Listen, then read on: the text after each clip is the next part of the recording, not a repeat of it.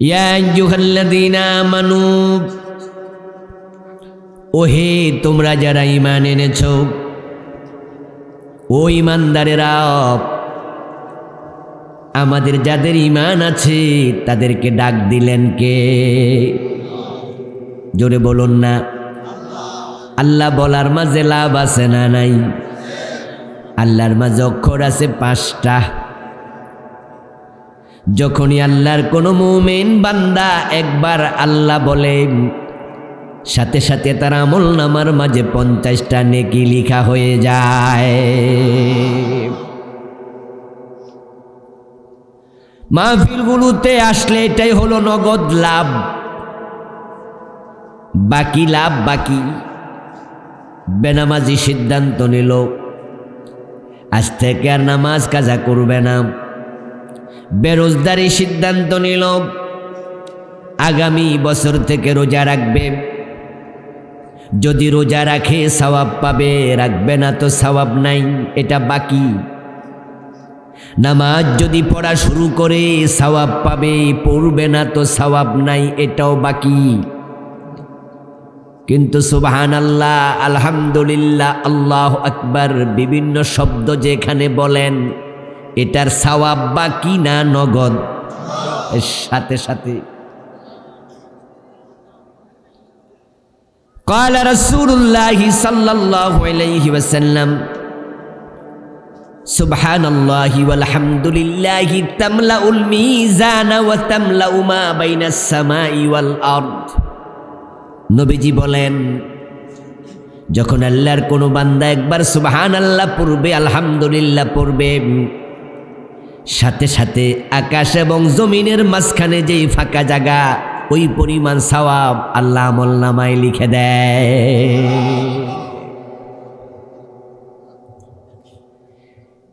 এই যে আমরা আল্লাহর সামনে সবাই হাজির হব, দুনিয়ার আমল আল্লাহকে ওজন করবেন না? কি মনে হয় ওজন হবে? আল ওয়াজনু ইয়াউমাইযিনিল হক। কোরআনে আল্লাহ বলেন, নিশ্চয় সেদিন ওজন সত্যই হয়, সত্যিই হবে। فَأَمَّا مَنْ ثَقُلَتْ مَوَازِينُهُ فَهُوَ فِي عِيشَةٍ رَاضِيَةٍ وَأَمَّا مَنْ خَفَّتْ مَوَازِينُهُ فَأُمُّهُ هَاوِيَةٌ। ওজন করার পর যাদের নেকের পাল্লা ভারী হবে, তারা সাথে সাথে আল্লাহর জান্নাত পেয়ে যাবে। তাদের জন্য কোনো সুপারিশের প্রয়োজন নাই, তারা সরাসরি পাস। আর যাদের নেকার পাল্লা হালকা হবে, ওই মানুষগুলো বিপদে পড়ে যাবে। রাসূলুল্লাহ সাল্লাল্লাহু আলাইহি ওয়াসাল্লাম বলেছেন, এমনও কিছু মানুষ বিপদে পড়বে হাসরের ময়দানে, জাহান্নামী হবে, যাদের নেকের পাল্লাতে নেক কম ছিল উকুনের ডিম পরিমাণ। উদাহরণটা বুঝছেন? কি পরিমাণ? কথা বলেন না কেন? কি পরিমাণ? উকুন দেখছেন? উকুনের ডিম দেখছেন? মাইকওয়ালা, একটা মাইকের হরণ আমার কানে দাও, যাও, কোনো এক দিক থেকে ডাইরেক্ট কানে যেন আওয়াজ হয়, ঠাস ঠাস করে আওয়াজ হয়।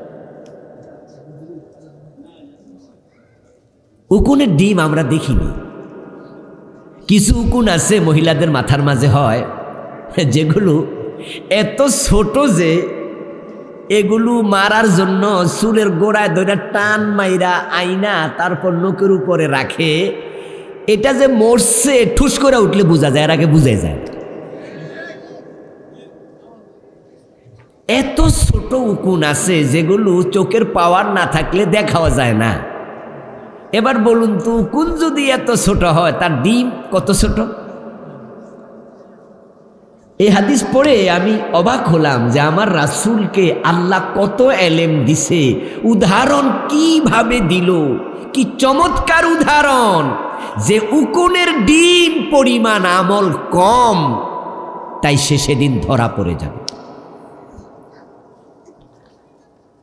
আমার বন্ধু, সওয়াবের সেদিন কি যে প্রয়োজন হবে, উকুনের ডিম পরিমাণ সওয়াব কম, লোকটা সেদিন আফসোস করবে। আরে দুনিয়ায় থাকতে যদি একবার সুবহানাল্লাহ বলতাম, একবার আলহামদুলিল্লাহ বলতাম, আজকে জাহান্নামে যাওয়া লাগতো না। একবার সুবহানাল্লাহ আলহামদুলিল্লাহ বললে উকুনের ডিম পরিমাণ নয়, সওয়াব হয় আকাশ এবং জমিনের মাঝখানে পুরা খালি জায়গা পরিমাণ। আরে একবার যদি বেশি সুবহানাল্লাহ বলতাম, আরে দুনিয়া কেন একবার সুবহানাল্লাহ বললাম না? সেদিন আফসোস করে কোনো লাভ হবে? সেখানে আমল করা যাবে? আমার ভাইয়েরা 9 সাবজেক্টে পাশ করছে, 1 সাবজেক্ট ফেল করছে।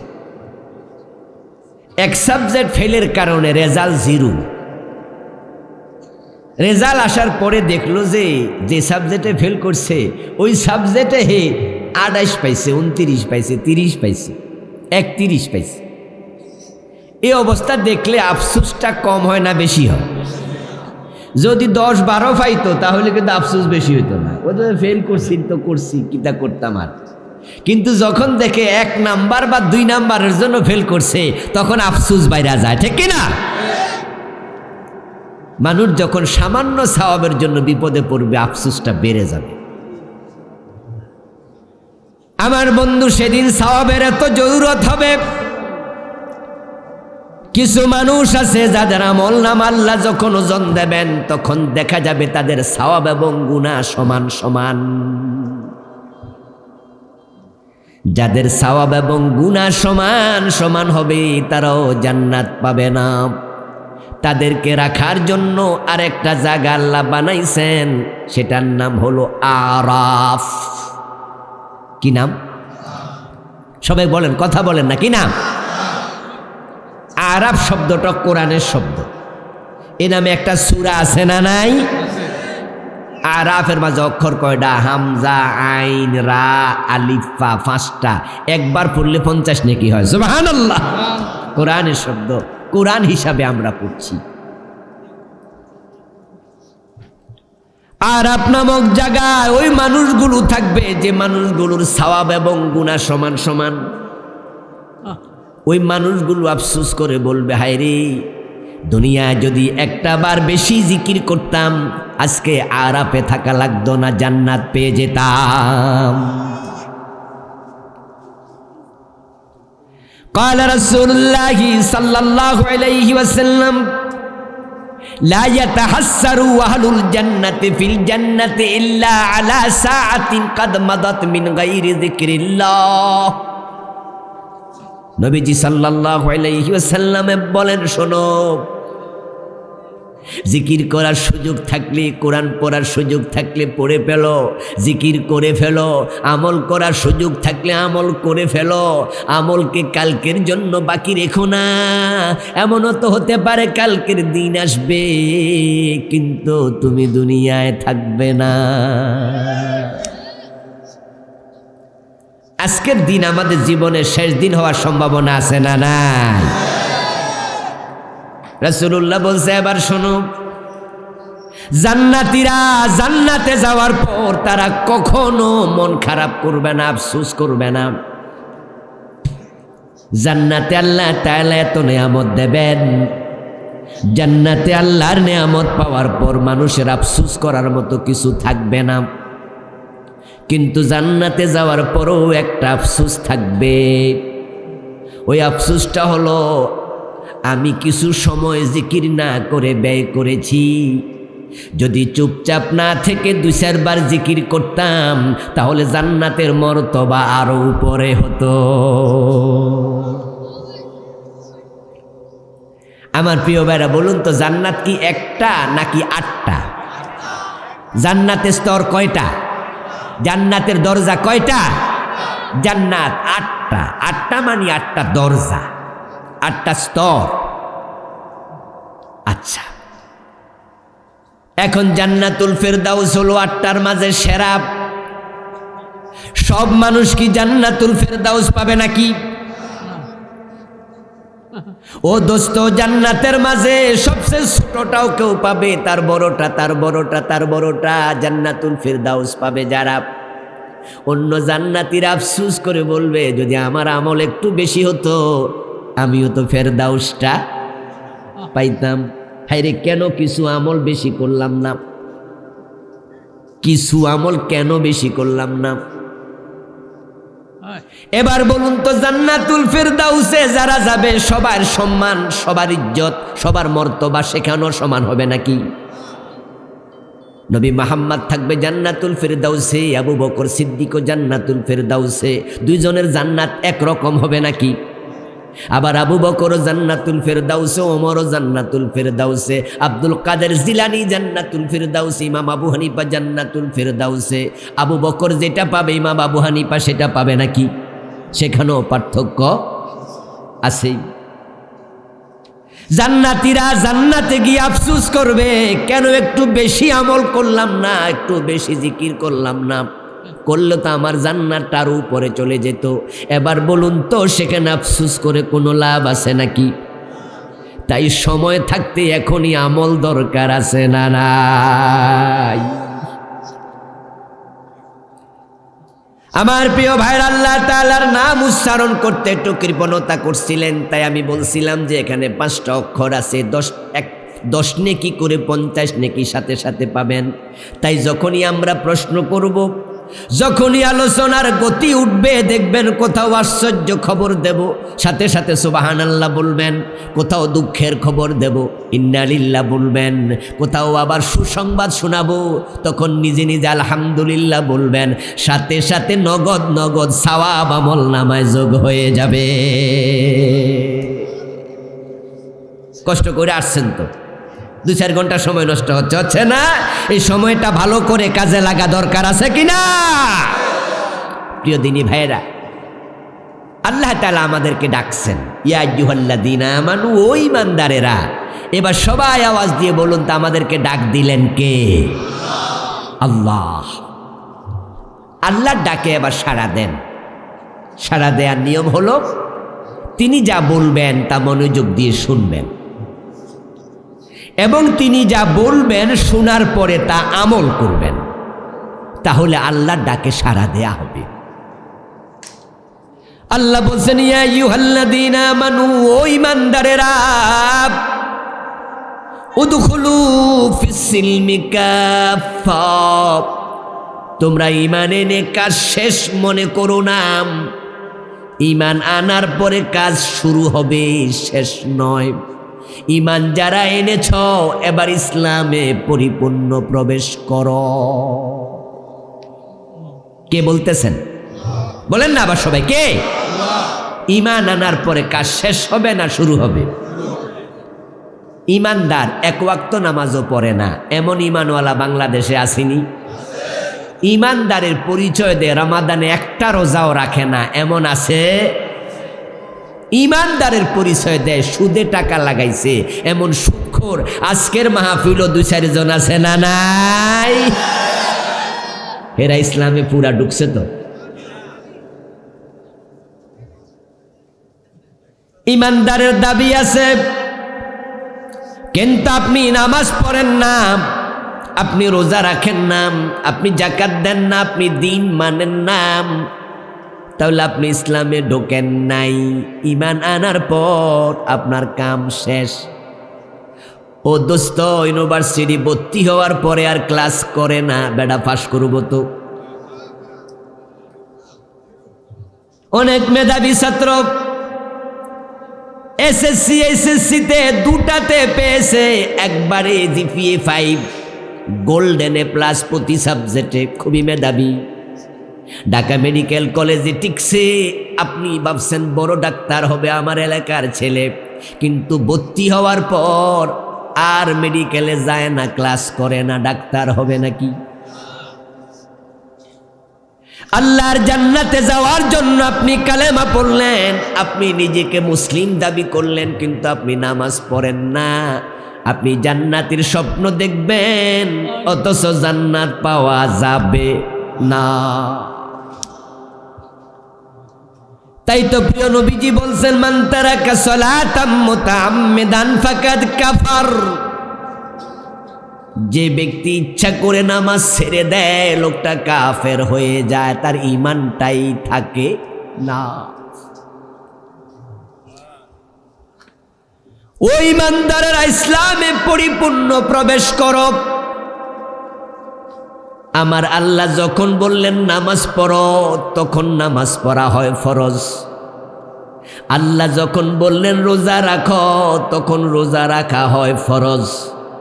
আমার আল্লাহ বলে ইসলামে পরিপূর্ণ ঢুকো। এবার আপনারা বলুন তো, ইসলামে পরিপূর্ণ প্রবেশ করা নফল না ফরজ? ইসলামে আমরা পরিপূর্ণ কয়জন ঢুকছি? বাবা হাজি মেয়েটা বোরকা ছাড়া কলেজে পাঠায়, স্কুলে পাঠায়, এমন বাবা আছে না নাই? ইসলামে পুরা ঢুকলে তো মেয়ে বেপর্দা কলেজে যাওয়ার কথা না। ও ভাইয়েরা, 5 ওয়াক্ত নামাজি নিজের ছেলেকে যখন বিয়ে করায়, তখন নামাজি হাজি সাহেব যৌতুক দাবি করে, এমন হাজি গাজি আছে না নাই? আলেম ওলামা পর্যন্ত এখন যৌতুক খাওয়া শুরু করছে। কিছু কিছু হুজুরও আছে যারা ছেলে বিয়ে করাইতে যাইয়া ডাইরেক্ট চায় না, ঘুরাইয়া গাড়াইয়া চায়, ঠিক না? হাজি সাহেব নামাজি মানুষ বলে যে না, আমরা তো যৌতুক নেই না, তবে যদি আপনি জামাইরে একটা মোটরসাইকেল দেন, এটা আমনের ব্যাপার। ইশারা দিয়ে দিছে, ঠিক না? না না কিছু করবেন না।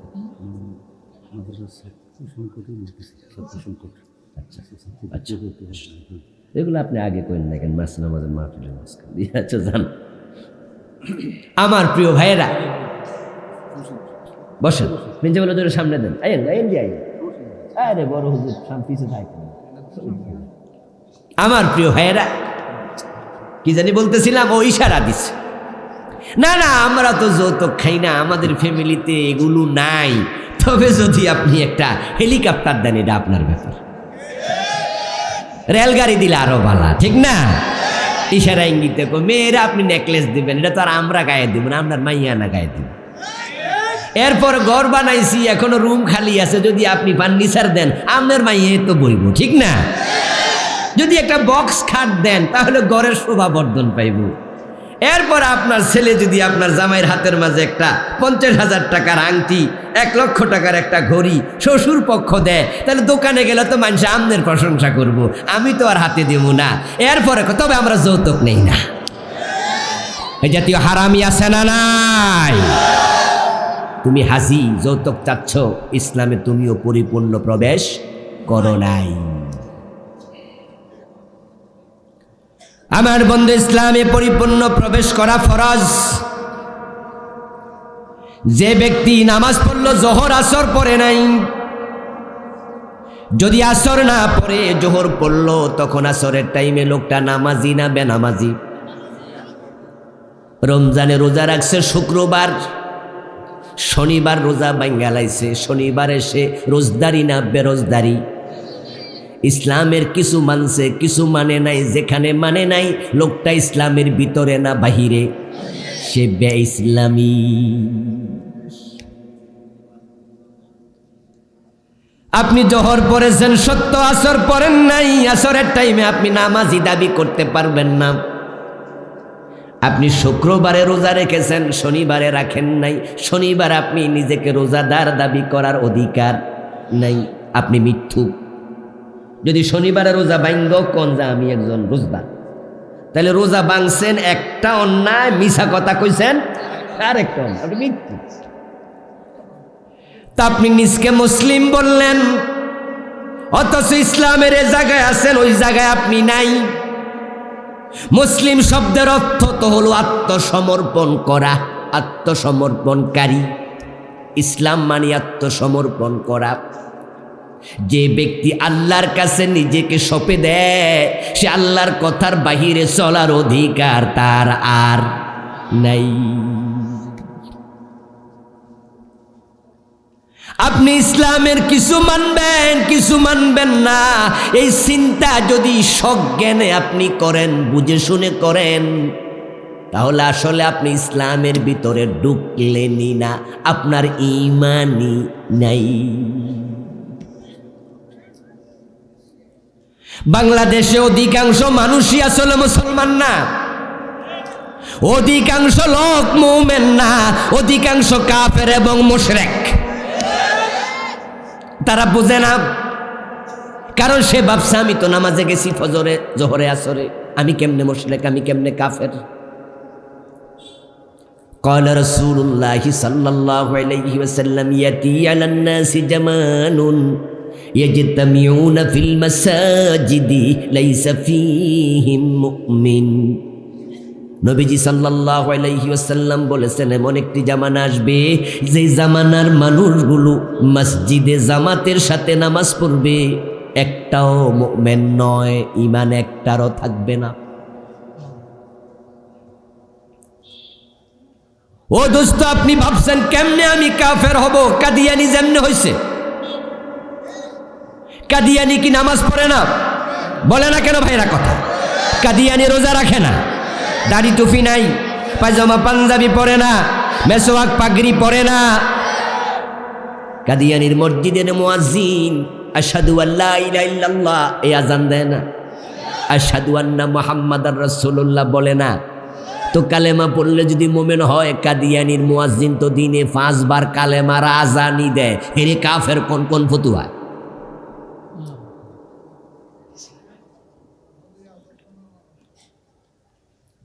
আত্মসমালোচনা করবেন। আমার বন্ধু যারা কাদিয়ানি, তাদের নামাজের মাঝে আত্তাহিয়াতু নাই, তো আত্তাহিয়াতুর মাঝে আশহাদু আল্লা ইলাহা ইল্লাল্লাহু ওয়া আশহাদু আন্না মুহাম্মাদান আবদুহু ওয়া রাসূলুহু, এই কালেমা পড়ে তো আত্তাহিয়াতু শেষ হয়। তো কাদিয়ানিরে কাফের কোন কেন? বেটা তো কালেমা পড়ে দিনে কতবার। পানি যদি থাকে, ঠান্ডা পানি হলে ওযু করা লাগবে, ঠিক কি না? পানি ঠান্ডা, তাই ওযু ছাড়া নামাজ হইব? চলবে না সব। আল্লাহ বলছে করো। পানি ইউজেবল না, তাহলে তায়াম্মুম করো। কিন্তু তোমার মন মতো ওযু ছাড়া অপবিত্র অবস্থায় নামাজ পড়ো না, আল্লাহ নেয় না। আল্লাহ বলে আমি যা বলি আমার কথার সাথে দ্বিমত করলে ঈমান। আমরা তো সুদ খাইয়াও মুসলমান, গোশ খাইয়াও মুসলমান, জুয়া খেললেও মুসলমান, মদ খাইয়াও মুসলমান। এই বাংলাদেশ 54 বছর চলতেছে, এই 54 বছরে যারা দেশ চালাইছে তারা আল্লাহর আইনের প্রতি বৃদ্ধাঙ্গুল দেখাচ্ছে, তারাও মুসলমান দাবি করছে। হাসানুল হকিনুর মতো লোক, রাশেদ খান মেননের মতো লোক, এই বেটাও নামের আগে আলহাজ লেখে। সরকারি টাকায় 2 জন হজ করতে গেছে। যদি আল্লাহ তাআলার দিনের 24 ঘন্টা বক্তৃতা দেওয়ার সময় দেয়া হতো, 24 ঘন্টায় সুযোগ পাইলে ইসলামের বিরুদ্ধে বলতো। এত জালেম ওই দুটা। অথচ হজ করার জন্য মক্কায় যখন গেছে, ইহরামের কাপড় যখন পরে, তখন তালবিয়া পড়ছে কি? লাব্বাইক আল্লাহুম্মা লাব্বাইক। বাংলা অর্থ কি? আল্লাহ আমি হাজির। আল্লাহ কয় কেডা রে? কেডা হাজির হয়েছে? তারপরে যখন হে বেড়া মিনায় যাইয়া শয়তানরে পাথর মারছে, আমি নিশ্চিত শয়তান সেদিন কানছে আর আফসুস করে বলছে, তুইও মারলি? বাইরে ভাইয়ে মারে, তুই না আমার ছোট ভাই। আরেকজন কয়ে বড় ভাই বলে, শয়তানের চেয়ে আরো বড়। আমার ভাইয়েরা, ইসলাম আপনি কিছু মানছেন, কিছু মানছেন না, অথচ আল্লাহর কোরআনের বক্তব্য শুনুন। রাসূলুল্লাহ সাল্লাল্লাহু আলাইহি ওয়াসাল্লাম হিজরত করে মদিনায় গেলেন। মদিনার সাহাবাদেরকে বলা হয় আনসার, আর মক্কার সাহাবীদেরকে বলা হয় মুহাজির। যারা হিজরত করেছেন তাদের তো ঘর নাই, বাড়ি নাই, থাকার কোনো জায়গা নাই, খাওয়ার খাবারটাও নাই, একবারে এক কাপড়ে দিনহীন বেশে তারা হিজরত করেছে, ঘর বাড়ি সব ছেড়ে দিয়ে মদিনায় গেল। মদিনার সাহাবারা তাদেরকে সহযোগিতা করলো। মুহাজিররা তারা আশ্রয় পেল আনসারদের কাছে। আনসারদের মাঝে একজন ব্যক্তির নাম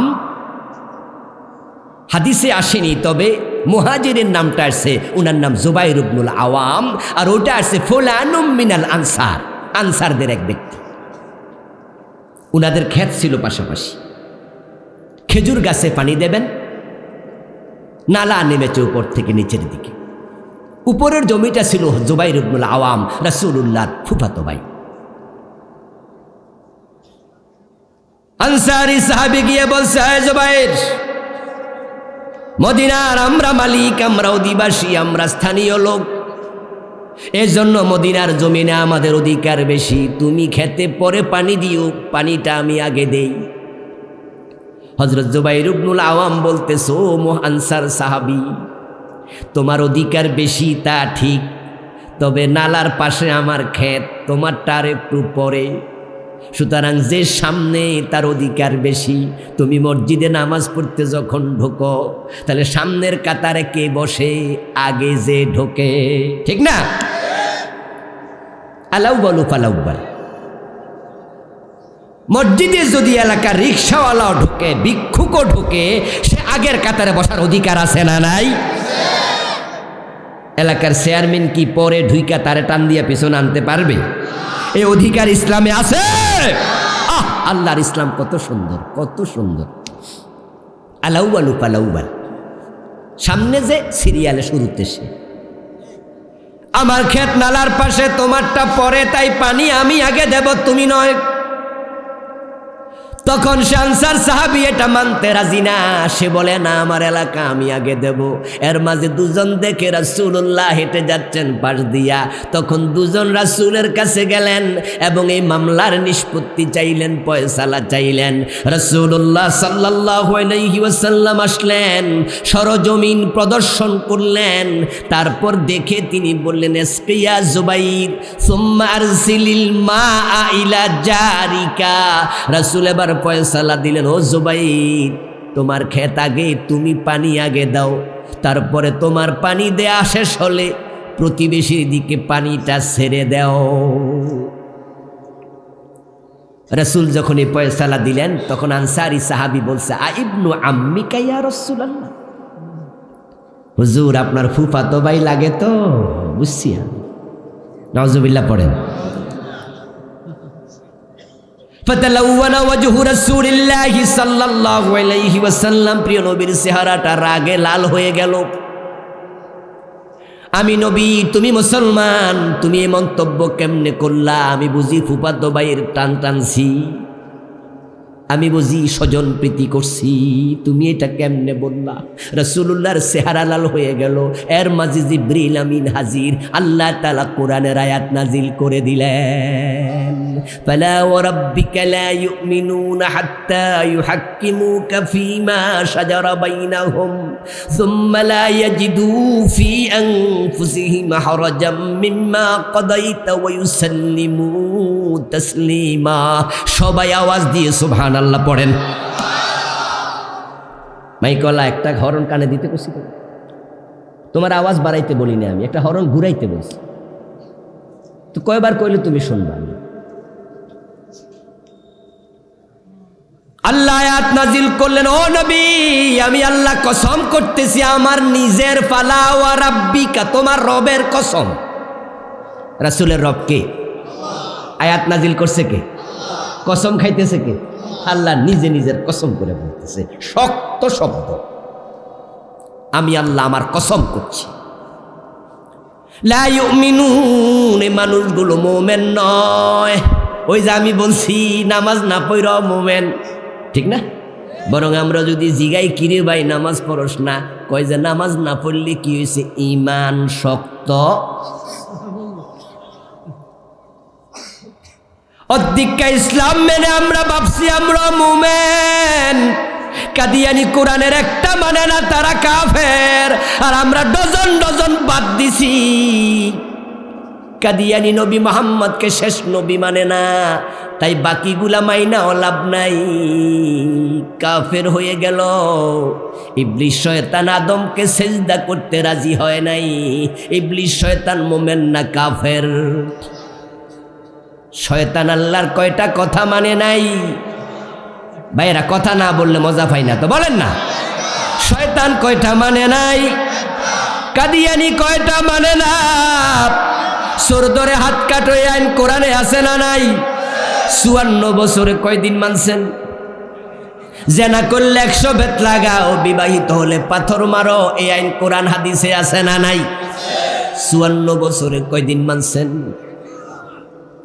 আল্লাহ কোরআন মাজিদে বলছেন আলা লাহুল খালকু ওয়াল আমরু, সাবধান, সৃষ্টি যার, আইন চলবে শুধুই তার। এই 54 বছরে আল্লাহর আইন বাংলাদেশে কয়দিন চলছে? তো শয়তান মানে নাই কয়টা? ইমান আছে না গেছে? আমরা মানি না কয়টা? আমাদেরটা যায় না, সুপার গুলু দিয়া লাগাইছি।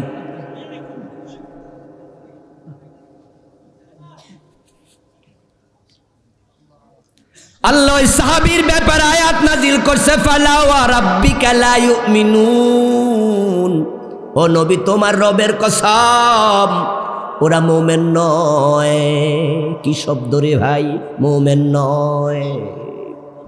হাত্তা ইউহাক্কিমুকা ফীমা শাজারা বাইনাহুম, যতক্ষণ পর্যন্ত তাদের সব ব্যাপারে তোমাকে হাকিম না বানাবে, তুমি নবী মুহাম্মদ যা বলো তা মানতে রাজি হবে না, তারা মুমিন হতে পারবে না। এখন রাসূলুল্লাহ বলছেন আমার মেয়ে ফাতেমা চুরি করলে আমি তার হাত কাটবো, এমন হাদিস আছে না নাই? রাসূল যদি বাংলাদেশে থাকতেন চোরদের হাত কাটতেন কিনা? তো 54 বছর আমাদের নেতারা তো একজনের হাতও কাটলো না। তো রাসূলের কথা না মানলে মুমিন থাকে কেমনে? জোর কইরা থাকবো, অসুবিধা কি? আমরা কাদিয়ানীদেরকে বলছি না কাদিয়ানীরা কাফের? আচ্ছা, কাদিয়ানীরা আমাদের ফতুয়া নিছে? হেরা কি তাওবা কইরা সব ভালো হয়ে গেছে? বরং হেরা জাগাত আছে। তো আমরা যদি এই বড় প্রিন্সিপাল হুজুর সহ, দামতিয়ালিয়ার প্রিন্সিপাল সহ, দেবিদ্দারের বড় আলাউদ্দিন ভাই সহ 100 জন বড় প্রিন্সিপাল পাঠাইয়া দেই, এই কাদিয়ানী তোমরা কাফের, ফতুয়া নিব? যারা মাইজবান্ডার দরবার শরীফে যাইয়া পীরের পায়ে সেজদা দেয়, আমরা বলি পীরের পায়ে সেজদা দিলে শিরিক হয়, বলি না আমরা? আচ্ছা, আমাদের ফতুয়া শুই না তারা কি সেজদা বন্ধ করছে? হেরা মুস্কি হাইসাকে হুজুর আমনের ফতুয়া আমনের কাছে নে না। পাশের বাড়ির ভাবি আসছে, এই বাড়ির ভাবির সাথে গল্প করছে, এর মাঝে ভাবির জামাই আসছে, আইসা কিলোয়া টকজগ লাইগা জাগায় 3 তালাক মেরে দিছে।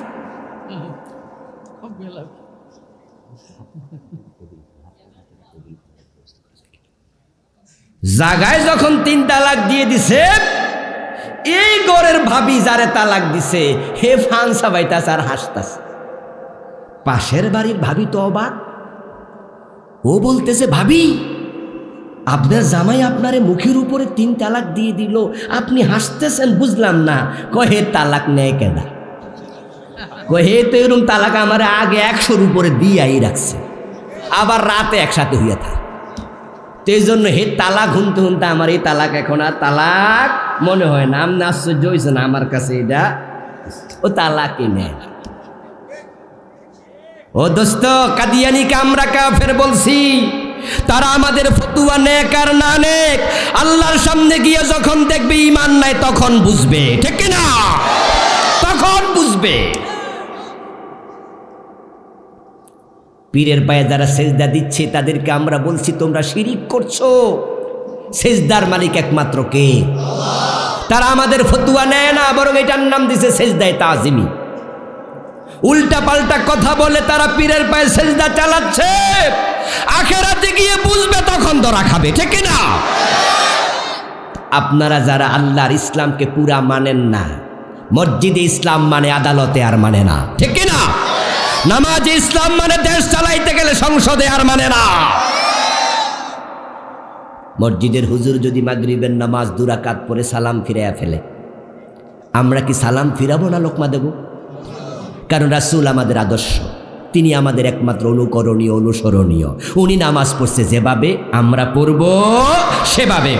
তাই যদি আমার বাবা ইমাম হয়, আমি মুক্তাদি হই, বাবা 2 রাকাত পরে সালাম ফিরায়, ছেলে হিসাবে আমি বাবাকে ছাড় দেব না।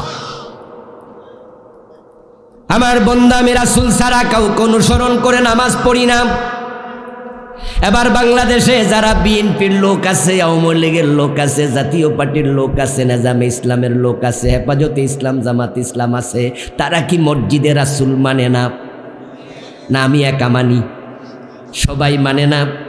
কিন্তু এবার এই নেতারা সংসদে গেলে রাসূল যেমনে দেশ চালাইছে এমনে চালাইতে রাজি কেন হয় না? তাহলে ইসলাম এক জায়গায় মানে, আরেক জায়গায় মানে না।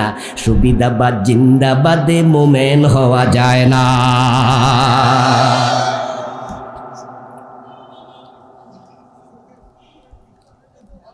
এখন আপনি মনে মনে বলবেন ইসলাম বুঝি এত টাইট, তো কিছু যে মানছে হিরো কি বাদ নেই।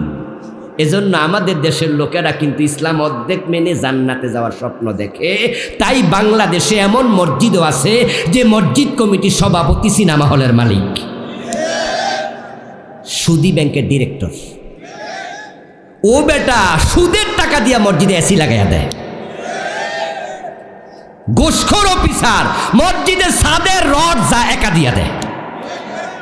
আখেরাতে আল্লাহরে কয়ে দিমু, আল্লাহ গোশ খাইছি তো খাইছি, আমার গুনাহ হয়েছে, কিন্তু তোমার মসজিদে যে রড দিছি। বুঝেন নাই কথা? আল্লাহরে খোটা দিয়া দিবে, সেদিন শক্ত করে ধরবে যে আল্লাহ তোমার মসজিদে তো গোশের টাকার রড দিছি। আরে বুদ্ধি রে, কত বুদ্ধি! চুরি কইরা কোরবান দিয়া হুজুরের কাছে মাসলা জিগায়, হুজুর আচ্ছা চুরি কইরা যে কোরবান দিলাম কোনো অসুবিধা হয় নাই তো? হুজুর মারছে ধমক, চুরি কইরা কোরবান দিছে আবার আমার কাছে হুজুর আমরা বুঝি, আপনারা টাইট ফতুয়াই দেন, আমরা কি কিছু বুঝি না? চুরি করলে গুনাহ হয়, কোরবান দিলে সওয়াব হয়, তো গুনাহ সওয়াব কাটাকাটি, গোস্ত ফিরি। বাহ কত বুদ্ধি! তুমি গোশের টাকা দিয়া মসজিদে এসি লাগাইছো, আল্লাহর কিয়ামতের দিন বলে দেবে হারাম টাকা আল্লাহর রাস্তায় দান করে সওয়াবের নিয়ত করা কুফরি। তোমার টাকা তোমার চেহারার উপর আল্লাহ ফিকে মারবে। ইসলামের কিছু মানছেন, কিছু মানছেন না। আল্লাহর বক্তব্য দুখুলু ফিস সিলমে কাফা, ইসলামে পুরা ঢোকো। এই যে পুরা না ঢুকা অর্ধেক ঢুকলেন, এই অর্ধেক ঢুকার অনুমতি আপনারে কে দিল? অনুমতি তো নাই।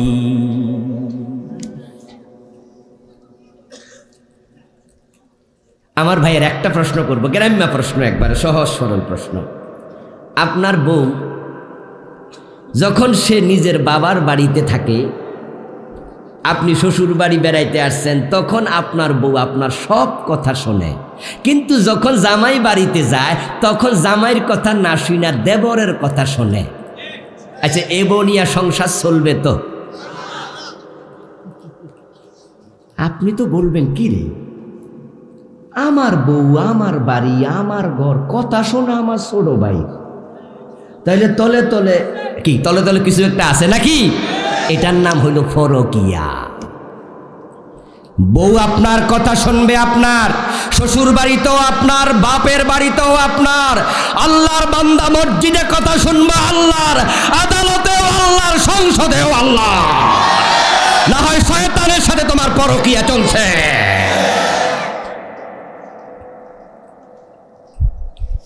অর্ধেক মানেন, অর্ধেককে ইসলাম আল্লাহ নেয় না। ফজরের নামাজের ফরজ কয় রাকাত? সহজ প্রশ্ন, সহজ উত্তর বলেন না, কয় রাকাত? এক রাকাত পড়লেন সূরা ইয়াসিন দিয়া 15 মিনিট লাগাইয়া। তারপর দ্বিতীয় রাকাত না পড়া সালাম ফিরিয়া বাড়ি চলে গেলেন। যাওয়ার সময় ভাবতেছেন আজকে শীত বেশি, 50% সওয়াব পাইলেও চলে। এক রাকাত পড়ছেন, এর জন্য সওয়াব তো 50% হবে, ঠিক না? হবে না? কি বাদ? আল্লাহ অর্ধেকটা নামাজ নেয় না। পড়লে 2 রাকাত, না পড়লে আউট। একের অর্ধেক চলবে না। রোজা রেখেছেন 17 মাসের দুপুর, ঘড়ির দিকে তাকায় দেখেন 3টা বাজে দুপুর। পেটে বড় ক্ষুধা, বুকে বড় পিপাসা। ইফতার করে নিলেন, দুপুর 3টা বাজে। মনে মনে ভাবলেন 9 ঘন্টা রোজা রাখছি, 5 ঘন্টা বাকি আছে, 75% সওয়াব তো পাবই, ঠিক না? কতটুকু পাবেন? পুরাটা ভাগ। এই যে আমাদের প্রিন্সিপাল সাহেব হুজুরের আজকে মাহফিল, ওনার মাদ্রাসার মাহফিল, উনি বড়লোক মানুষ, আজকে সিদ্ধান্ত নিয়ে আসছে যে আমার যত শ্রোতা আসবে প্রত্যেককে 1000 টাকার একটা নোট যাওয়ার সময় হাদিয়া দেব। একবারে ঘোষণা দিয়া হুজুর 2-3 জন ছাত্র লইয়া গেটের একবারে সামনে দাঁড়াইছে, ও শ্রোতা ভাইয়েরা 1000 টাকা করে হাদিয়া দেব আজকের মাহফিলে। আপনারা বলবেন হাদিয়া দেওয়া সুন্নত, হাদিয়া নেওয়া সুন্নত, অসুবিধা নাই। আমি আবুল কালাম আজাদ, আমার 1000 টাকা হাদিয়া দিলে আমি নেব, সুদের টাকা দিলে নেব না, হারাম টাকা নেব না, জাকাত 1 কোটি দিলেও নেব না, ঠিক না? হাদিয়া নেয়া জায়েজ, আমিও যাব হুজুর, আমারও 1000 দেন, অসুবিধা কি? কিন্তু উনি কি করলো, 1000 টাকার নোটটারে ভাঁজ কইরা মাঝখানে ছিঁড়া অর্ধেক অর্ধেক দেয়া শুরু করলো। কইলো মানুষ বেশি, অর্ধেক নেন, কে কে নিবেন? নিবেন নিবেন? কারণ 1000 টাকার অর্ধেক 500, কি 500 না? 000। যখন নামাজ ছিল 2 রাকাত, আল্লাহর কাছে দাম ছিল। রোজা যখন পূর্ণ, আল্লাহর কাছে দাম ছিল। 1000 টাকার নোট যখন ছিল গোটা, তখন এটার মূল্য ছিল। যখন অর্ধেক বানাইছো, 0 হয়ে গেছে। ইসলাম যারা পুরা মানবে তারাই জান্নাত পাবে, যারা অর্ধেকটা বানাবে তাদের ঈমান 0 হয়ে যাবে।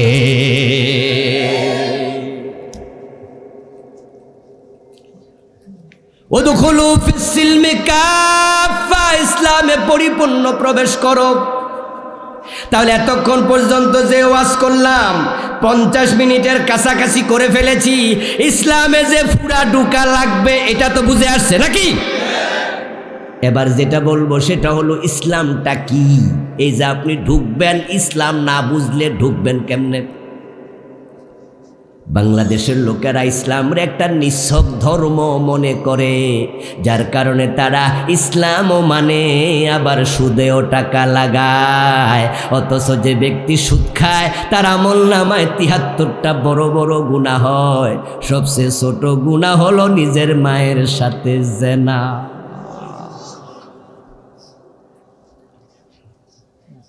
কপালে কালো দাগ আছে, নামাজ পড়ে তাহাজ্জুদ সহ, কিন্তু গোশ না দিলে সিগনেচার করে না। জিকির আজকার করে, অফিসার গোশ খায়। আমি দামতি আলিয়া ছাত্র, এই কথাটা আমি একাধিক জায়গায় বলেছি, আজকেও বলতেছি। আপনাদের দেবিদ্বারে তো আমাদের প্রিন্সিপাল ছিলেন পীর সাহেব আব্দুল হালিম রাহেমাহুল্লাহ, আল্লাহ উনার কবরকে জান্নাতের টুকরা বানাইয়া দাও, বলে না আমিন। আপনারা জানতেন যে উনি পীর সাহেব আবার প্রিন্সিপাল, কিন্তু অফিসিয়াল ব্যাপারে তিনি মাথা ঘামাতেন না, সবটাই দেখতো আমাদের কেরানি আব্দুর রহিম সাহেব। এখানেও অনেক ছাত্র দামতি আলিয়ার, হুজুর কোন দামতি আলিয়া পড়ছেন নি কোনো? হুজুরও দামতি আলিয়ার প্রিন্সিপাল, যদি আমাদের অনেক সিনিয়র। আমি 6 বছর পড়ছি এখানে। আমরা দেখতাম যে পুরো অফিস মেনটেন করছে কেরানি সাহেব।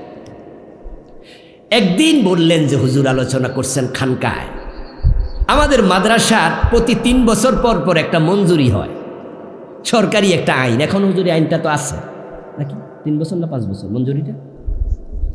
3 বছর, 5 বছরও আছে, 5 বছরও আছে।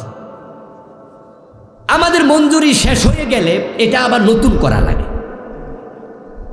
কেরানি সাহেব খেয়াল করে নাই, পীর সাহেব হুজুর তো মাথা ঘামাই না। এমন সময় কাগজ সামনে আসছে, আর সময় আছে মাত্র 1 দিন। হুজুর বলতেছে আমার কাছে আইসা, আব্দুর রহিম সাহেব বলল যে হুজুর মঞ্জুরি তো শেষ, এখন সময় আছে শুধু কালকের দিন। যদি ঢাকায় আজকে এবং কালকের ভিতরে না যাই, তাহলে তো পরে কাগজ ফেল করলে আবার ফেস লাগবে। প্রিন্সিপাল হুজুর আব্দুল হালিম সাহেব বললেন যে তানগা টিউনু থেকে সিগনেচার আনেন, টিউনু তো সভাপতি, সিগনেচার আইন আপনি ঢাকা যানগা, মঞ্জুরি নতুন করে আনেন, নবায়ন করেন। আব্দুর রহিম সাহেব দেবিদ্বার আসলো দৌড়মাইরা। দেবিদ্বার আসছে বিকালে, যে কালকে সকালে আমি যাব, সিগনেচারটা নিয়ে রাখি। টিউনু সাহেব আইসা দেখে নতুন, আগের জন নাই, নতুন এক টিউনু। উনি হয়তো জানেনও না যে নতুন টিউনু আসছে। উনি বললেন যে স্যার আমি দামতি আলিয়া মাদ্রাসা থেকে আসছি, পীর সাহেব হুজুর পাঠাইছে, আমাদের নবায়ন লাগবে, মঞ্জুরি, আপনি একটু সিগনেচার দেন। টিউনু সাহেব মুখের দিকে ছায়া কয়, আপনার মাদ্রাসা আমি সিগনেচার দেবো, আমার লাভ কি? আমার লাভ কি? বলে স্যার আপনি তো সভাপতি। তা তো বুঝি আমি সভাপতি, বেতন খান আপনি, বেতন খান আপনারা, সাইন করব আমি? যদি হয় তাহলে আমারও কিছু দেন, আপনারাও খান, তাহলে মিল্লা মিশা কুমিল্লা, মিল্লা জিল্লা কি চলবে, আমরা একসাথে চলবে। এবার আব্দুর রহিম সাহেব বলল, স্যার আমাদের মাদ্রাসা তো পীর সাহেব হুজুর চালায়, হুজুর তো এসব কাজে নাই, টাকা পয়সা কোথাও দেয় না, আর আমাদের মাদ্রাসা তো বিশাল মাদ্রাসা, এখানে এসব লাগেও না, আমাদের ছাত্রের অভাব নাই, সব ঠিক আছে, প্লিজ স্যার। উনি কয়, যান, আপনার ফিলিশ মিলিশ নেই। পীর সাহেব হুজুর বলল যে আব্দুর রহিম সাহেব আমার কাছে আসলো, এসে বলল যে হুজুর এই হলো ঘটনা, এখন বেটা তো ঘোষছা, কি করি বলেন। হুজুর কয়, কালকের দিনে যদি কাম না সারেন, গোশ এখানে না দিলে আবার বোর্ডেও দন লাগবে। এখানে তো ফিরিগিরি চলে, বোর্ডে তো এটাও আর চলব না। বরং আব্দুর রহিম সাহেব যা পারেন আমনে সাইরালা না, আমার এই গুনাইয়েন না। ফজরের নামাজের সময় ফার্স্ট টাইম, তখনও দাউদকান্দি ব্রিজ হয় নাই, মেঘনা ব্রিজ হয় নাই, তাই ফজরের নামাজের সময় ভোরবেলায় তিনি কাগজপত্র লইয়া আবার চলে আসলেন থানা দেবীর দ্বারে। এসে ভাবলেন যে ফার্স্ট টাইমে সিগনেচার লইয়া চলে যাব ঢাকায়। এসে দেখেন টিউনু সাহেব বাসায় নাই। ফজরের পরপর কলিং বেলে টিপ মারছে, একজন ভদ্র মহিলা বের হলেন, কাকে চাই? টিউনু স্যার কই? কৌনি তো নামাজে এশরাক না পড়ে আসে না। উনি কোথায় আছে? উনি নামাজে আছে, এশরাক না পড়ে আছে। আপনি মসজিদে গেলে ওনাকে পাবেন। এরপরে আব্দুর রহিম সাহেব মসজিদে, হারে যে দুজনের কাহিনী শোনাচ্ছি কেউ বেঁচে নাই, আব্দুর রহিম সাহেব আল্লাহ জান্নাত নসিব করো, বলেন আমিন। আমার দেশের ইসলাম বাঙালি বুঝলো না, তারা কিছু মানে বাকিটা ছাড় দে। ও প্রিয় ভাইয়েরা, হযরত আদম, হযরত হাওয়া জান্নাতে আল্লাহর কয়টা কথা শোনেন নাই? বলেন না, বলেন না, কয়টা শোনে নাই? জান্নাতের পোশাক কি ছিল না খুলে পড়ে গেছে? আহা, فلما ذاق الشجرة بدت لهما سوآتهما طفقا يقصفان عليهما من ورق الجنة। আল্লাহ কোরআনে শোনায়, আদম হাওয়া আমার কথা শুনলো না, ওই গাছের ফল খেলো, সাথে সাথে জান্নাতের পোশাক খুলে পড়ে গেল। বলুন তো, জান্নাতের পোশাক দিছে কে? এখন খুলে নিছে কে? কারণ আল্লাহর কথা শোনে নাই। আল্লাহ কই, যে আমার কথা শোনে না আমি তাকে জান্নাতের পোশাক দেই না। এবার দুজনে মিলে কালা রব্বানা যালামনা আনফুসানা তাওবাতিল্লাহ করলো, তাওবা কবুল হয়েছে, কিন্তু জান্নাতে আর থাকতে আল্লাহ দেন নাই। কব বেরিয়ে যাও, বেরিয়ে যাও, বেরিয়ে যাও, দুনিয়া যাইবা। فإما يأتينكم مني هدى فمن تبع هدايا فلا خوف عليهم ولا هم يحزنون। এই জান্নাতে যদি আবার ফিরে আসতে চাও, আমার পক্ষ থেকে গাইডেন্স যাবে, ফলো করো, আমার ওহী ফলো করো, তারপরে আসবা। একটা কথা শুনে নাই, আদম হাওয়াকে আল্লাহ জান্নাতে থাকতে দেয় নাই। একটা কথা শুনে নাই, আল্লাহ জান্নাতের পোশাক কেড়ে নিয়ে গেছে। আর আমরা শুনি না কয়টা? Dozen dozen. আর আমরা জান্নাতের স্বপ্ন দেখছি। এত সোজা না, এত সোজা না। রহিম সাহেবের কাহিনী একটু পরে বলবো। বলুন তো, ইউনুস আলাইহিস সালাম মাছের পেটে ছিলেন কতদিন? তাফসীরে পাওয়া যায় 40 দিন মাছের পেটে ছিলেন, এটা কোরআনে আছে, দিন সংখ্যাটা কোরআনে নাই। ইউনুস নবী মাছের পেটে গিয়ে কি দোয়া পড়ল? লা ইলাহা ইল্লা আনতা সুবহানাকা ইন্নী কুনতু, বলেন না, ইন্নী কুনতু মিনাজ জালিমিন। আল্লাহ আমি জুলুম করছি, অন্যায় করছি, তুমি ছাড়া ইলাহা নাই, তুমি পুত পবিত্র, আমি জুলুম করছি। তো ইউনুস নবী কি অন্যায়টা করছিল? কোন কারণে মাছের পেটে ঢোকা লাগলো? তাফসীরে পাওয়া যায় উনার দাওয়াতি অঞ্চল ছিল নিনুয়া নামক এলাকা। একদিন তিনি উম্মতের পক্ষ থেকে একটু ভয় পাইছিলেন। উনি আশঙ্কা করছিলেন তাকে কোনো বেহায়া উম্মত, অন্যায়কারী জালেম উম্মত মারতে পারে। উনি ভয় পায়া নানুয়া নামক এলাকা ছেড়ে তিনি অন্য জায়গায় রওনা দিছে। আল্লাহর অনুমতির অপেক্ষা করেন নাই। এই যে আমাদের জয়পুর মাদ্রাসার প্রিন্সিপাল হুজুর, আগামী দিন যদি উনি অফিস টাইমে মাদ্রাসায় না থাকে, ডিসি সাহেব আসে অথবা উনার মাদ্রাসার যে সভাপতি ডিসি বা ডিসি এসে যদি অফিসে না পায়, উনারা জিজ্ঞাসা করবে না প্রিন্সিপাল হুজুর কোথায়? যদি বলে যে উনি কোথায় টিচাররা আমরা জানি না, তাহলে অ্যাকশন নেয়ার অধিকার আছে না নাই? উনাকে একটা নোটিশ দেবে অথবা জিজ্ঞাসা করবে কোথায় ছিলেন। যথাযথ কারণ বলতে পারলে কোনো অসুবিধা নাই, না হয় কিন্তু শোকজ খাওয়ার সম্ভাবনাও আছে। এটাই নিয়ম। চাকরি আপনার জয়পুর মাদ্রাসায়, আপনি দেবিদ্যার মাদ্রাসায় কি করেন? অফিসিয়াল কাজে গেছেন, কোন কাজ বলেন? যথাযথ কারণ দেখান, তাহলে ঠিক আছে। আমার প্রিয় ভাইয়েরা, হযরত ইউনূস আলাইহিস সালাম তিনি নানুয়া নামক এলাকা, এদিকে তাকান, ওদিকে কি, নিনুয়া নামক এলাকা ছেড়ে তিনি চলে যাচ্ছিলেন। আমার প্রিয় ভাইয়েরা, যাওয়ার সময় হযরত ইউনূস আলাইহিস সালাম একটা নৌকার মাঝে উঠলেন। ওই নৌকার মাঝে ওঠার সাথে সাথে নৌকাটা কাঁপতে শুরু করেছে।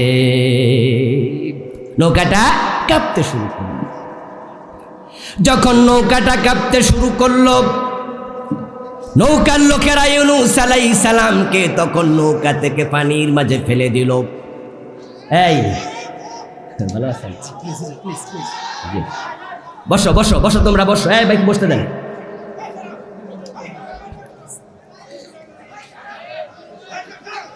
হ্যাঁ বসো বসো বসো, তোমরা বসো। ওকে ওকে, ঠিক আছে, বসো। আপনার কি কোনো প্রবলেম আছে?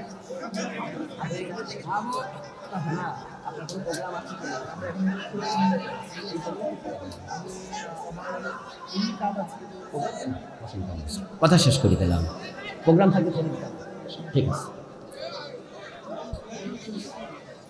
জি এবার বসুন বসুন। আচ্ছা, কি বলতেছিলাম? হযরত ইউনূস আলাইহিস সালাম, উনাকে তারা নৌকা থেকে ফেলে দিল। ইউনূস আলাইহিস সালাম নৌকা থেকে যখন পড়লেন, কোরআনে আল্লাহ বলেন ফালতাকামাহুল হুত ওয়া হুয়া মুলিম। একটা বড় মাছ আসলো, এসে ইউনূস আলাইহিস সালামকে মানুষ যেমন লজেন্স গিলে, ভাতের লোকমা গিলে, লোকমার মতো গিলে ফেলল। ইউনূস আলাইহিস সালাম মাছের পেটে পড়ে গেলেন। অন্ধকারে হযরত ইউনূসের মনে পড়ে গেল, আমি তো আমার রব থেকে অনুমতি নেই নাই, অনুমতি না নিয়ে রওনা দিয়েছিলাম। এজন্য বুঝছি আমার আল্লাহ আমার উপর নারাজ হয়ে গেছে। এবার তিনি মাছের পেটের মাঝে বলতেছেন, লা ইলাহা ইল্লা আনতা সুবহানাকা ইন্নী কুনতু মিনাজ জালিমিন। ও আমার আল্লাহ, তুমি ছাড়া ইলাহ নাই, তুমি পুত পবিত্র, আর আমি জুলুম করেছি নফসের উপর। আল্লাহ তাআলা এবার মাছকে বললেন, মাছ যাও, আমার ইউনূসকে তুমি বমি করে দাও, উগলে দাও। কোরআনে আল্লাহ আমাদেরকে শোনায়, তোমরা শোনো, ফালাউলা আন্নাহু কানা মিনাল মুসাব্বিহিন লালাবিসা ফি বাতনিহি ইলা ইয়াউমি ইউবাসুন। ইউনূস যদি মাছের পেটে তাসবিহ না পড়তো, ইন্নী কুনতু মিনাজ জালিমিন না বলতো, আমি ইউনূসকে কিয়ামত পর্যন্ত মাছের পেটে আটকায়া রেখে দিতাম। ইউনূস আলাইহিস সালাম আল্লাহর একটা ব্যাপারে শুধুমাত্র একটু নোকসানি করছে, সেটা হলো পরামর্শ ছাড়া রওনা দিছে। আদম আলাইহিস সালাম একটা কথা শোনেনি, আল্লাহ জান্নাত থেকে বের করে দিয়েছে। কাদিয়ানীরা একটা কথা মানেনি, ঈমান চলে গেছে। ইবলিস একটা কথা লঙ্ঘন করেছে, ইবলিসের ঈমান চলে গেছে। আজ 54 বছর বাংলাদেশ চালাচ্ছ, আল্লাহর কোরআনের বিধানের বাহিরে তোমাদের ঈমান নিয়ে প্রশ্ন তৈরি হয়। তাই ঈমান ধরে রাখতে চাইলে পূর্ণ ইসলাম মানা দরকার আছে না নাই? ব্যক্তি জীবনের সব জায়গায়, পাকঘর থেকে সংসদ ভবন, জীবনের বটম থেকে top, every higher every moment ব্যক্তি জীবন, পারিবারিক জীবন, আন্তর্জাতিক বলয়, আমরা থাকবো যেখানে ইসলাম থাকা লাগবে সেখানে। শুধুমাত্র জীবনের আংশিক পর্যায়ে ইসলাম মেনে নিজকে মুমিন মনে করা যাবে না, মুসলিম মনে করা যাবে না। আমরা 54 বছর আল্লাহর দিন দিয়ে রাষ্ট্র পরিচালনা করতে ব্যর্থ হয়েছি, আমরা পারিনি। আগস্ট বিপ্লবের পরে নতুন সূর্য উদিত হচ্ছে, ইনশাআল্লাহ আমরা সম্ভাবনার দুয়ার খোলা দেখতে পাচ্ছি। যদি 92% মুসলমান আমরা মাথা তুলে দাঁড়াতে পারি, হতে পারে এবারই বাংলার ক্ষমতা ইসলাম চলে যাবে। সেজন্য জেগে ওঠা দরকার আছে না? না,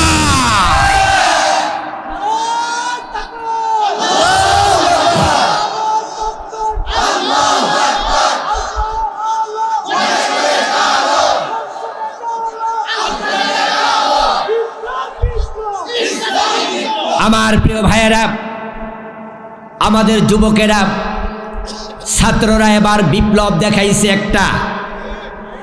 আমরা আরেকটা বিপ্লব দেখার অপেক্ষায় আছি। আগে ভাবতাম ইসলামী বিপ্লবের জন্য আমাদের কত রক্ত সাগর পাড়ি দিতে হয় জানি না, কত হিমালয় ডিঙ্গাতে হয় জানি না।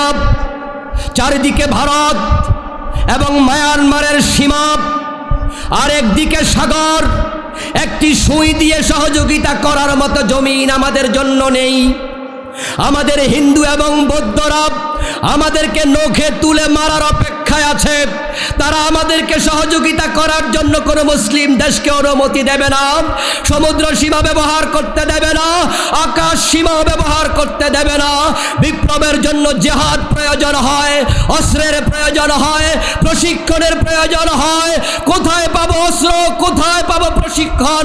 বিপ্লব হয়তো হবে না, ঈসা নবী আসার আগ পর্যন্ত অপেক্ষাই করতে হবে। কিন্তু এবারের যুবকেরা দেখিয়ে দিয়েছে অস্ত্র ছাড়া বিপ্লব করা যায়।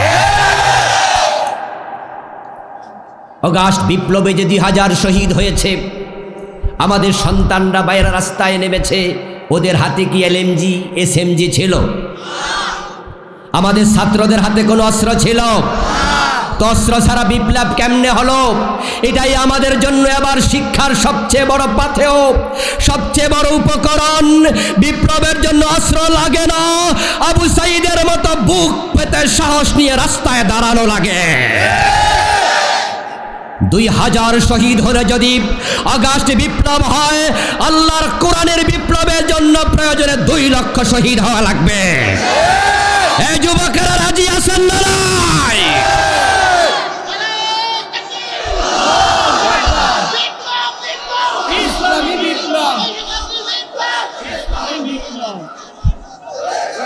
আমার প্রিয় ভাইয়েরা, আসল ইসলামকে আমরা পরিপূর্ণ ফলো করি। ইসলাম নিছক কোনো ধর্ম নয়। আল ইসলাম হুয়া তিলকা শারাঈ আল্লাতী ইয়াতাহাক্কাকু বিহাস সালাম। ইসলাম তো সেই বিধিবিধানের নাম যাহা অনুসরণ করলে সমাজে শান্তি প্রতিষ্ঠিত হবে। 12 মাসে 13টি পূজা করবেন, হিন্দু হওয়া যায়। সপ্তাহে একবার গির্জায় যাবেন, খ্রিস্টান হওয়া যায়। শুধু শনিবারে যাবেন, সেনেগাগে ইহুদি হওয়া যায়। সপ্তাহে একবার পেগোডায় যাবেন, বৌদ্ধ হওয়া যায়। দিনে 5 বার মসজিদে গেলে মুসলমান হওয়া যায় না। অন্য ধর্ম আর ইসলাম ধর্ম এক না। আপনি টয়লেটে গেলে সেখানেও সাথে ইসলামের আইন নিয়ে যাওয়া লাগে। আমরা থাকবো যেখানে ইসলাম থাকবে সেখানে। এই কনসেপ্ট লালন করলে মুসলিম হওয়া যায়। এবার ভুলচুক যা হবে সেখানে দাঁড়িয়ে তাওবা করবেন, আল্লাহ ক্ষমা করবে। কিন্তু মানসিকভাবে পূর্ণ ইসলাম নিতে রাজি না, অর্ধেক মেনে মুসলিম হওয়া যাবে না। প্রিয় ভাইরা, ইতিমধ্যে আলহামদুলিল্লাহ আমাদের সম্মুখে আজকের মাহফিলের সম্মানিত আলোচক প্রিয় ভাই মাওলানা আবরারুল হক আসিফ তিনি এসেছেন। এটা আমার কুমিল্লা, এজন্য তিনি আমাদের মেহমান। আমি আলোচনার সামনে নিতে চাই না, যদি আমি মাহফিল কমিটিকে বলে এসেছি যে আমি তো পরে ওঠার কথা, ভাই দেরি হচ্ছে আসতে, আমি আগে উঠে যাই। অবশ্যই আমাকে আগে 10 মিনিট 15 মিনিট আগে স্লিপ দিয়ে জানাবেন। স্লিপ দিয়ে জানালে আমি আমার কথাটা ঘোষায় নিয়ে আসব, এর মাঝে ভাইকে নিয়ে আসবেন। কিন্তু মাহফিল কমিটি আমাকে এটা জানায়নি, তাই ভাইকে বসিয়ে রেখে 10 মিনিট কথা বলতে হলো, কনক্লুশন টানতে হলো। এটা নিয়ম না, বক্তা আসতে ছেড়ে দেওয়া উচিত। শুধুমাত্র মাহফিল কমিটির খামখেয়ালির কারণে এটা হলো। আমি বলে এসেছি কথাটা সিরিয়াসলি, আমাকে আগে জানাবেন। এটাই নিয়ম, এই নিয়মটা সামনে ফলো করবেন। বক্তাকে আগে ইনস্ট্রাকশন না দিলে কথা গোছানো হয় না। প্রিন্সিপাল হুজুর বলছে যে একটু মাদ্রাসায় ছাত্রের অভাব আছে, এ বিষয়ে কিছু কথা বলবেন, এখন তো সময়ই পেলাম না। যাই হোক, আমি যেহেতু এই দেবীর দ্বারে বারবার আসি, ইনশাআল্লাহ পরে আবার তো দেখা হবে, অন্য দিন হয়তো কথা হবে। আজকে এখানে শেষ করছি। ভাই আলোচনা করবেন, শুনবেন, খুব মজা পাবেন ইনশাআল্লাহ। আগামীকালও এখানে আলোচনা হবে। আমাদের কামরুল ইসলাম সাইদ আনসারি ভাই আসবেন, আমির হামজা ভাই আসবেন, আরও হিফজু ভাই আসবেন। আগামীকাল আবার সদল বলে আসবেন। আল্লাহ তাআলা এই মাহফিলকে কবুল করুন। আমাদের ভাইকে আমি আমাদের কুমিল্লাবাসীর জন্য চমৎকার কথা, যেগুলো হেদায়াতের জারিয়া হবে, এমন কিছু কথা বলবেন, এই জন্য তার জন্য আমি দোয়া করছি। দোয়া চেয়ে আমি শেষ করছি। আসসালামু আলাইকুম ওয়া রাহমাতুল্লাহি ওয়া বারাকাতুহু।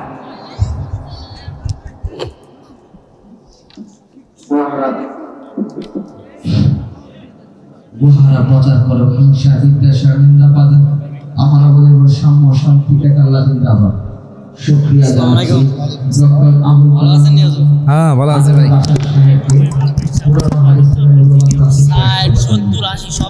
এলাকাবাসী ও গ্রামবাসী, সুপ্রিয় এলাকাবাসী ও গ্রামবাসী, এই পর্যায়ে মূল্যবান তাফসীর পেশ করবেন বিশিষ্ট ইসলামী চিন্তাবিদ মুফাসসিরে কোরআন মাওলানা আবদুল্লাহ রহমান আসিফ সাহেব।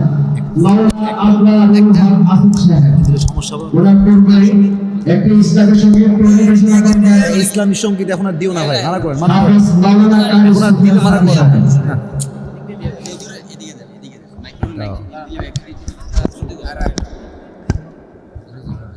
আসসালামু আলাইকুম ওয়া রাহমাতুল্লাহি ওয়া বারাকাতুহু। আপনারা কি রাগ করেছেন? সবাই রাগ করছেন নাকি? সালাম দিলাম, সালামের জবাব আসলে পাইনি। আমি আবারও সালাম দিচ্ছি। আসসালামু আলাইকুম ওয়া রাহমাতুল্লাহ। সম্মানিত ইসলামের সাংস্কৃতিক মধ্যে চট্টগ্রামের ইসলামের সাংস্কৃতিক মধ্যে প্রেরণা ইসলামের সংস্কৃতিকে দিয়ে দেশের অপসংস্কৃতিকে দূর করার লক্ষ্যে প্রতিষ্ঠিত হয়েছে। أعوذ بالله من شرور أنفسنا ومن سيئات أعمالنا من يهد الله فلا مضل له ومن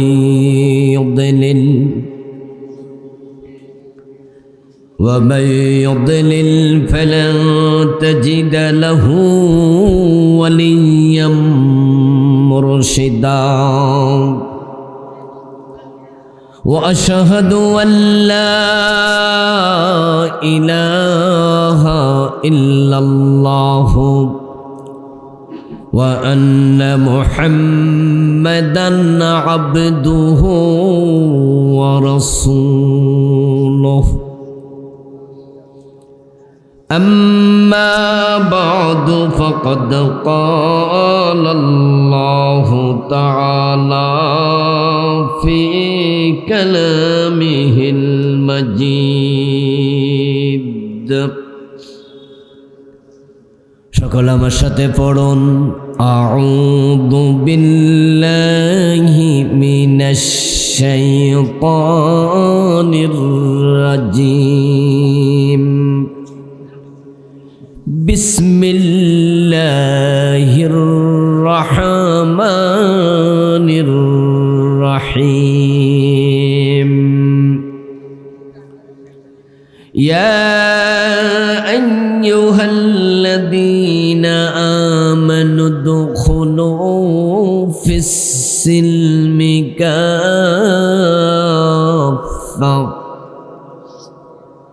ওয়া লা اتبعوا خطوات الشيطان إنه لكم عدو مبين قال النبي صلى الله عليه وسلم ذاق طعم الإيمان من رضي بالله ربا وبالإسلام دينا وبمحمد نبيا ورسولا وقال النبي أيضا الإسلام يعلو ولا يعلى أو كما قال النبي عليه الصلاة والسلام সকলে দুরূদ শরীফ পড়ুন আল্লাহুম্মা সাল্লি আলা মুহাম্মাদিন ওয়া আলা আলি মুহাম্মাদ কামা সাল্লাইতা আলা ইব্রাহিম ওয়া আলা আলি ইব্রাহিম ইন্নাকা হামিদুম মাজিদ اللهم بارك على محمد وعلى آل محمد كما باركت على إبراهيم وعلى آل إبراهيم إنك حميد مجيد اللهم صل وسلم وبارك عليه জয়পুর মরহুম বাড়িয়া ইসলামিয়া ফাজিল মাদ্রাসা কমিটি কর্তৃক আয়োজিত দুদিনব্যাপী ৬৮তম চমৎকার এই তাফসিরুল কোরআন মাহফিলের প্রথম দিবসের সম্মানিত সভাপতি মোহতারাম আলহাজ মোহাম্মদ শফিকুল ইসলাম সরকার সাহেব, সম্মানিত সহসভাপতি সহ অন্যান্য সম্মানিত অতিথিবৃন্দ, বিশেষ করে প্রধান অতিথি আমেরিকা প্রবাসী জনাব মোহাম্মদ আলী সরকার সাহেব, আজকের মাহফিলের সম্মানিত আলোচকবৃন্দ, ইসলাম প্রিয় তৌহিদি জনতা, উপস্থিত হযরত উলামায়ে কেরাম, পর্দার অন্তরালের সতী সাধবী, সম্মানিতা মা ও বোনেরা, প্রিয় দিনী ভাইয়েরা, আপনারা কেমন আছেন? আলহামদুলিল্লাহ, আমিও ভালো আছি।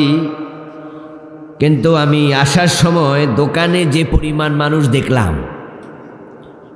রাস্তাতে দেখলাম, মাহফিলে না এসে ওখানে ঘুরছে, এটা দেখে তো ভালো লাগছে না। এই লোকগুলো যখন মাহফিলে আসছিল, বাড়িতে কি বলে আসছিল? দোকানে যাচ্ছি না মাহফিলে যাচ্ছি, অথচ তারা মাহফিলে আসলো না। তাহলে মিথ্যা হওয়ার সম্ভাবনা আছে কি না?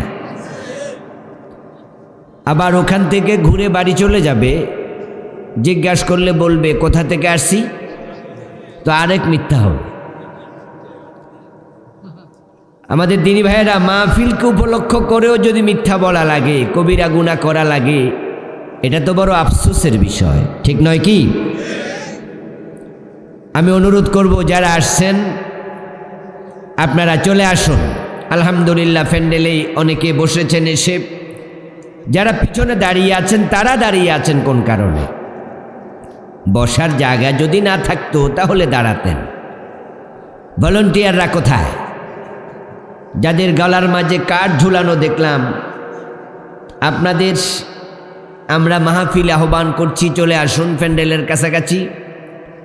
যে সমস্ত ভাইয়েরা দাঁড়িয়ে আছে ওদেরকে বসতে দিন, পিঠের মাঝে হাত বুলিয়ে আদর করে বসায়া দেন। আল্লাহ তাআলার অসংখ্য শুকরিয়া, যিনি আমাদেরকে কোরআনের এই ময়দানে কোরআনের আহ্বানে উপস্থিত হওয়ার তৌফিক দিলেন। আমরা আল্লাহ তাআলাকে কৃতজ্ঞতা জানাই, যিনি আমাদেরকে পবিত্র কোরআনের কথা বলার মতো, শোনার মতো মন মানসিকতা দিলেন। দয়া করে তিনি আমাদেরকে সুস্থ রাখলেন। এজন্য আমরা শুরুতেই তাকে কৃতজ্ঞতা জানিয়ে একটিবার সবাই মিলে জোরে জোরে কালিমাত শুকর পড়ি, আলহামদুলিল্লাহ। রব্বানা লাকাল হামদ হামদান কাসীরা তাইয়্যিবা মুবারাকান ফীহ। প্রিয় দিনী ভাইয়েরা, আমি আপনাদের সম্মুখে পবিত্র কোরআন মাজিদ থেকে সূরাতুল বাকারায়ের 208 নম্বর আয়াতে কারিমা তিলাওয়াত করেছি। নবীজি সাল্লাল্লাহু আলাইহি ওয়াসাল্লামের পবিত্র মুখনসৃত ছোট ছোট দুইখানা হাদিসে নববী পাঠ করেছি। আল্লাহ তাআলা তৌফিক দিলে এখান থেকে কিছু কথা বলবো ইনশাআল্লাহ।